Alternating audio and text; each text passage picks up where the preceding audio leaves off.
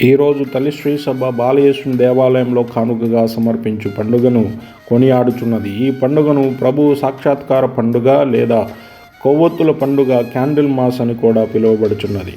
పవిత్ర కుటుంబం నుండి వెలిగింపబడిన పుణ్యాలు ఈ పండుగ ద్వారా మనకు జ్ఞాపకం చేయబడుతున్నాయి.